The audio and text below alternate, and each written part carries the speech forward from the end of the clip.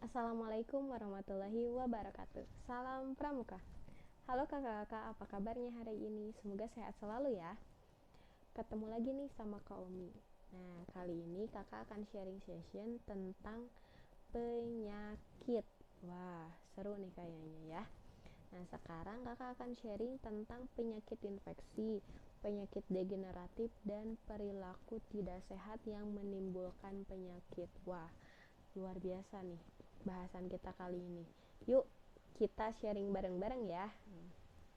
Nah, yang pertama, kakak akan membahas tentang penyakit infeksi. Nah, penyakit infeksi itu adalah penyakit yang disebabkan karena masuknya bibit penyakit. Nah, penyakit ini bisa menular ya dari orang satu ke orang lainnya. Penyebab utama adanya infeksi ini diantaranya disebabkan oleh bakteri maupun virus yang bisa menyebar dengan berbagai cara. Nah, ada contoh-contoh penyakit infeksi. Yang pertama yang disebabkan oleh bakteri. Nah, ada TBC yang bisa ditularkan melalui udara. Yang kedua ada tetanus melalui luka yang kotor. Kemudian ada pneumonia, itu bisa menular lewat udara. Kemudian ada gonorrhea dan sifilis, itu melalui hubungan kelamin.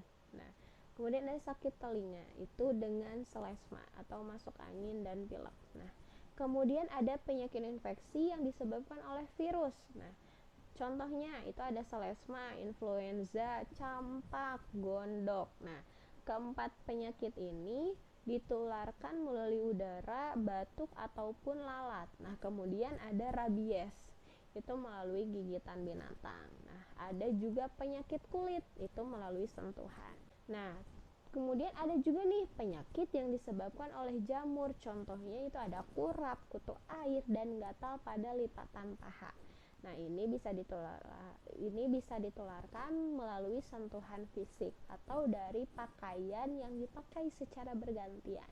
Tak hanya itu, ada juga penyakit yang disebabkan oleh parasit internal, yaitu hewan berbahaya yang hidup di dalam tubuh kita seperti disentri dan malaria. Kemudian juga ada nih yang disebabkan oleh parasit eksternal, hewan berbahaya yang hidup di permukaan tubuh seperti kutu rambut, kutu hewan, atau kutu busuk berupa kudis.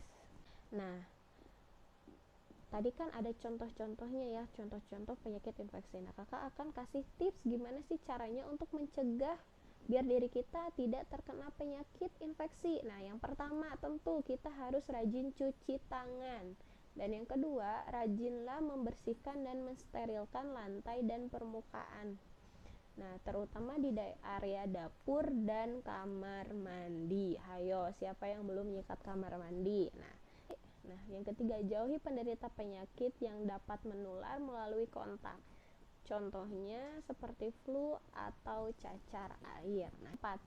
Cegah perkembangbiakan nyamuk, demam berdarah, dan nyamuk jenis lainnya dengan gerakan 3M+. Yang pertama, menguras, terus menutup, mengubur, dan menggunakan anti nyamuk. Pastikan tidak ada air yang mengenang di rumah kakak-kakak. Yang kelima, masak dan sajikan makanan dengan aman. Yang keenam, dapatkan imunisasi. Nah, yang ketujuh, gunakan antibiotik dengan bijak.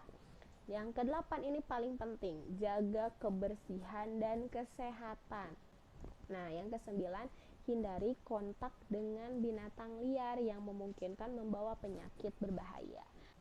Dan yang terakhir, yang ke-10, makanlah makanan yang kaya akan antioksidan dan multivitamin A, C, dan E.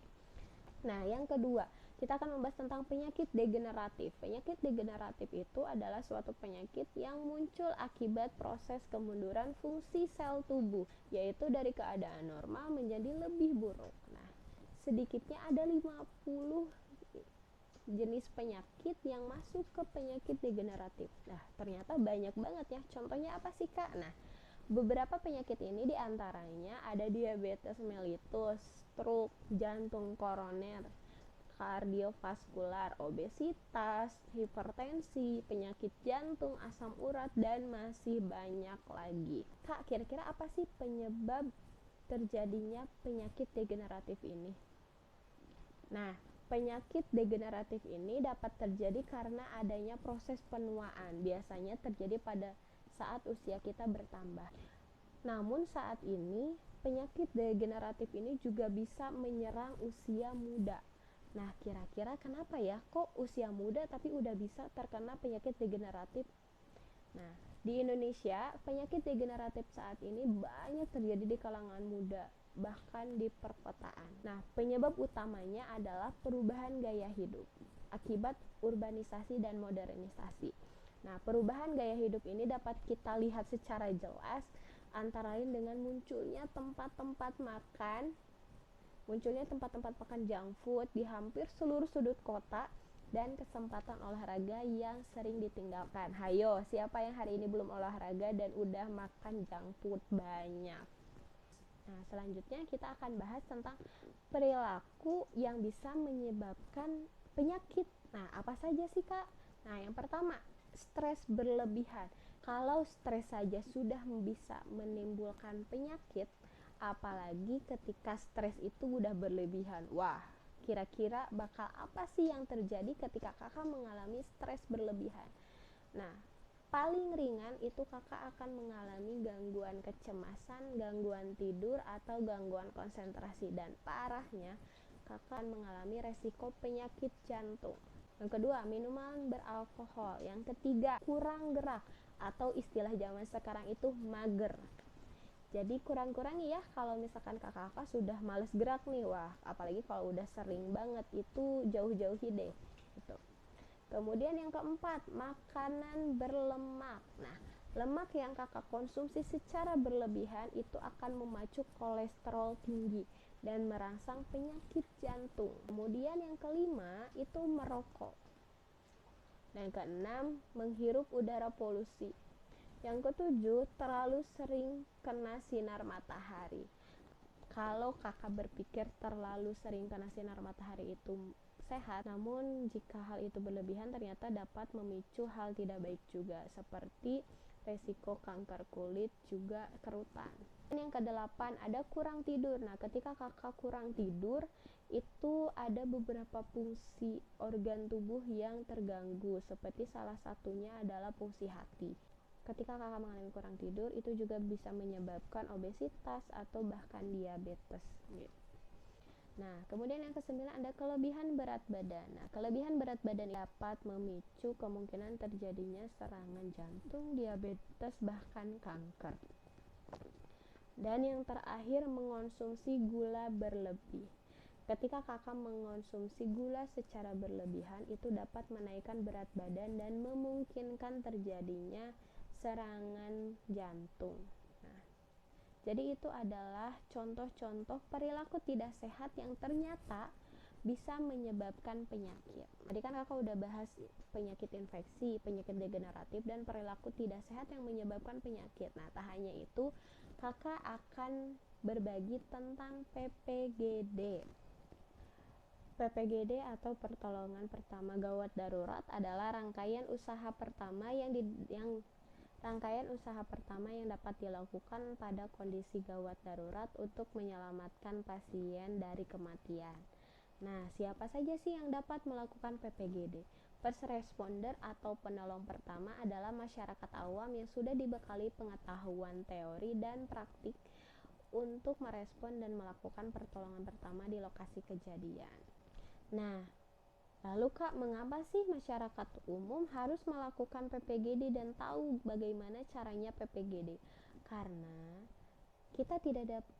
Karena kita nggak sepenuhnya bisa mengandalkan layanan ambulan atau paramedik untuk segera tiba di lokasi kejadian. Maka di sini letak urgensi mengapa masyarakat itu harus mengetahui bagaimana cara PPGD. Nah, kemudian bagaimana sih Kak caranya ketika kita misalkan bertemu dengan korban? Terus kita harus bagaimana melakukan PPGD-nya? Yang pertama, kakak pastikan bahwa diri kakak sebagai seorang penolong itu sudah aman. Apakah tubuh kakak itu sudah safety atau belum? Misalkan kakak menggunakan alat pelindung diri atau tidak, seperti contohnya masker atau sarung tangan, minimal seperti itu. Hal itu ditujukan sebagai upaya untuk mengurangi terjadinya penyakit menular. Karena kita tidak akan tahu ya sebagai penolong tiba-tiba misalkan korban muntah atau bagaimana kita terkena muntahannya dan sebagainya, kan kita tidak tahu. Jadi diharapkan ketika kita menolong korban kita harus e, melakukan kita harus pakai APD dulu nih. Nah, tuh kita lihat kondisi sekitar korban, kondisi di sekitar TKP, apakah korban itu di tengah jalan aman atau tidak dan sebagainya. Ketika misalkan korbannya di tengah jalan, ya sudah kita bantu untuk evakuasi ke pinggir jalan ke tempat yang lebih aman, intinya begitu. Nah, kemudian ketika misal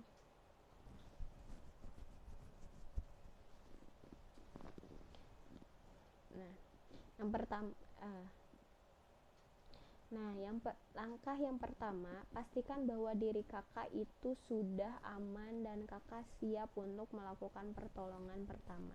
Yang kedua itu terdapat pasien yang tidak sadar. Nah, yang ketiga itu pastikan bahwa tempat pertolongannya itu aman bagi korban. Jadi kakak harus make sure dulu nih apakah daerah di TKP itu aman atau tidak. Jika misalkan memungkinkan korban langsung ditangani di tempat, diberikan pertolongan pertama di tempat, ya sudah. Tapi jika ternyata korbannya di tengah jalan dan ini tidak memungkinkan untuk dilakukan PPGD di tengah jalan, jadi lakukanlah evakuasi terlebih dahulu begitu. Nah, setelah itu, setelah tempatnya sudah aman, sudah dinyatakan oh iya ini boleh dilakukan, ini sudah layak dilakukan PPGD, maka yakinkan kepada masyarakat yang ada di sana, baik itu misalkan ada kerabat atau keluarga korban atau bahkan masyarakat sekitar, maka yakinkanlah masyarakat tersebut bahwa kakak akan menolong korban. Nah, ketika masyarakat sudah yakin atau kerabat sudah yakin, maka posisikan diri kakak itu setenang mungkin dan sejajar dengan bahu korban. Nah, setelah posisi kakak sudah sejajar dengan bahu pasien, maka lakukanlah pemeriksaan fisik. Dimulai dengan melonggarkan pakaiannya, seperti misalkan kancingnya terlalu ketat atau seperti apa, itu mulai dilonggarkan supaya memudahkan sirkulasi udara, sirkulasi dalam tubuh korban, seperti itu. Nah, setelah itu cek kesadaran korban dengan memeriksa respon. Ada 4 tingkatannya. Yang pertama itu ada alert. Nah, kalau misalnya korban sadar, ya sudah, langsung korban diajak komunikasi saja. Nah, namun jika korban tidak sadar, maka lanjutkan ke langkah selanjutnya. Langkah yang selanjutnya itu ada verbal. Caranya dengan memanggil nama korban dengan sekeras-kerasnya di atas telinga korban. Nah, namun jika masih tidak merespon, lanjut ke langkah selanjutnya, yaitu ada painful atau rangsangan nyeri. Coba untuk memberi rangsangan nyeri pada pasien. Yang paling mudah itu menekan bagian putih pada kuku tangan seperti ini. Nah, ketika sudah diberikan rangsangan nyeri namun korban tetap tidak merangsang, maka hal ini menandakan bahwa korban memang betul-betul tidak sadar. Setelah korban dinyatakan tidak sadar, maka kakak lakukanlah pemeriksaan fisik mulai dari kepala sampai kaki. Hal ini dikhawatirkan terjadi patah tulang atau sebagainya, maka hal ini diperlukanlah pemeriksaan fisik mulai dari kepala sampai ujung kaki korban. Nah, setelah itu maka segeralah perintahkan masyarakat di sekitar TKP untuk menelpon ambulan dengan memberitahukan jumlah korbannya, jenis kelamin, dan kesadaran korban, baik itu korbannya sadar atau tidak sadar. Dan tentunya yang paling penting adalah alamat TKP, alamat lengkapnya. Ketika korban dinyatakan memang tidak sadar, sambil menunggu datangnya tim medis beserta ambulan, maka tugas kakak sebagai seorang first responder, kakak harus memastikan bahwa korban tidak dikerumuni oleh masyarakat umum yang melihat, supaya sirkulasi udara atau oksigen itu lancar dan itu bisa mempercepat kesadaran korban begitu. Nah, sekian yang bisa kakak sampaikan, kurang lebihnya mohon maaf dan semoga bermanfaat. Kalau misalkan ada hal yang kurang atau keliru boleh kakak komentari ya, dan kita diskusikan di kolom komentar. Terima kasih. Wassalamualaikum warahmatullahi wabarakatuh. Salam pramuka.